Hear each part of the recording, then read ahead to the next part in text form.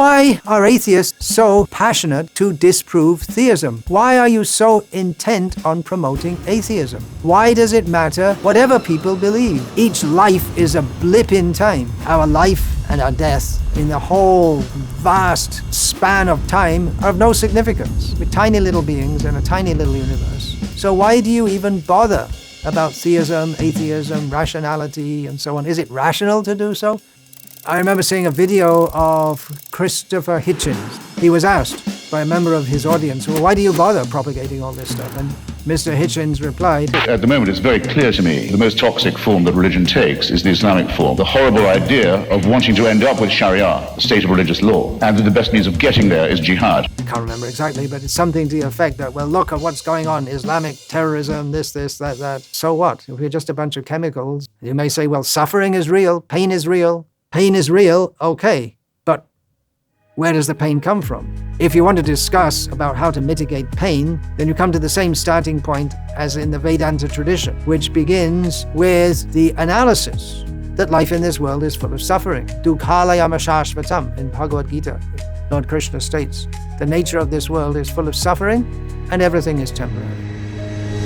Bitter truths unfold like petals of a thorn. Birth, death, old age, and disease. A fragile life is born. Happiness, a fleeting dream. A whispered promise made. A temporary reprieve before the darkness is displayed. Who am I? Why am I? Wanders my mind. And how did I end up here, lost and left behind?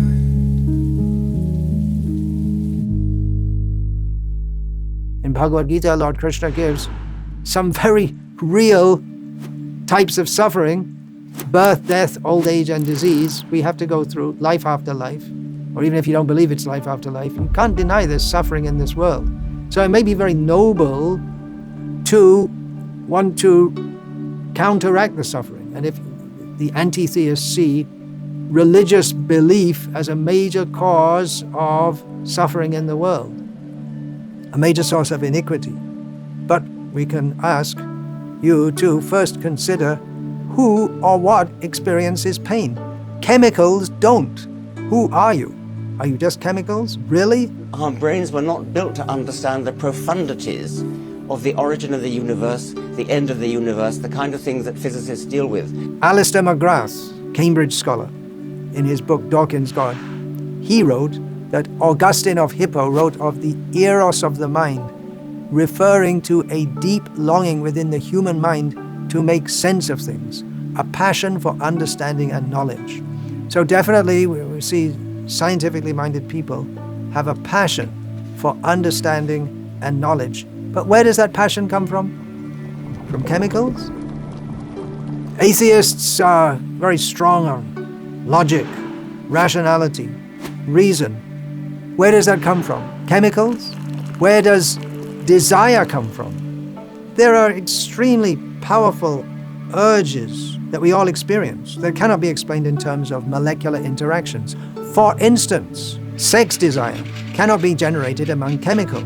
Proponents of biological evolution, they say that the sexual desire has arisen due to the living being's desire to perpetuate the species. But again, chemicals do not have desires. How can you mix chemicals and generate within them desires? What is good and bad for matter? What impels chemicals at any stage of its existence? What impels chemical? Whether you say, yeah, chemicals don't, but when it's all arranged in a biological format, then desire comes. But where, why, how? At what point in chemical interaction arises the desire to survive, to love?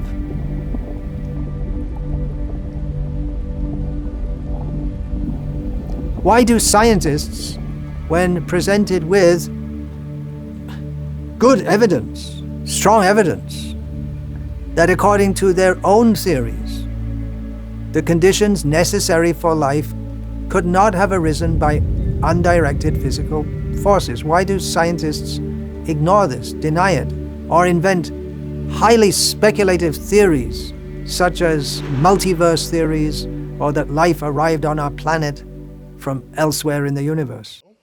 So we imagine a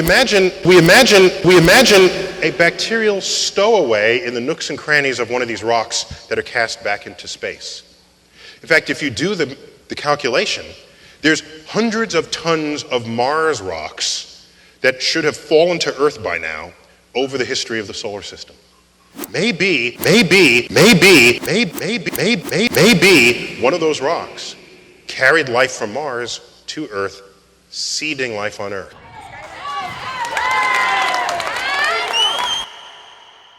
Can you prove that life comes from chemicals? You say that life comes from chemicals, so why don't all you big scientists with all your taxpayer-funded grants take some chemicals and make some life?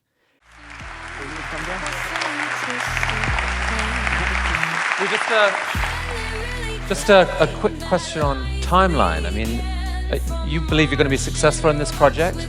When? So many people think that life took millions of years to kick in. We're proposing to do it in just a few hours, once we've set up the right chemistry. So, and when do you think that will happen? hopefully within the next 2 years. That would be a big story. A decade later or two, they're proven wrong, leaving us with doubt. How can we create life in the lab from scratch? What have been the most promising attempts at creating life in the lab from scratch? Has anyone actually been able to do it? Do you think anyone will be able to do it in the near future if they haven't already? I think that nobody has made life in the lab from scratch. Lots of people would argue that they have made progress. The Craig Venter, I think. In taxes and in trust for theories that fade like the morning dust. A decade later or two, they're proven wrong, leaving us with doubts and a lingering song. Please shake a load of sand in a box and wait for life to come out, because that's what happened on Earth. And so that we have to understand that. Now, how would I know I've been successful? Well, because I've... Can they really claim that life began from Martian rocks without a master plan? They promised to create life in their labs, but failed despite borrowing from nature's tabs. Mars, barren ground, a theory's found. Life emerged from rocks without a sound. No creator, no design, just chance in the air. But can we truly say that life was there? Can they really claim that life began from Martian rocks without a master plan? They promised to create life in their labs, but failed despite borrowing from nature's tabs. Margaret's code, a spaceship to the moon, but a small ancestor from Mars made it soon. No spacesuit, no protection, just a fragile frame, yet it survived while scientists still played the blame. Can they really claim that life began from Martian rocks without a master plan? They promised to create life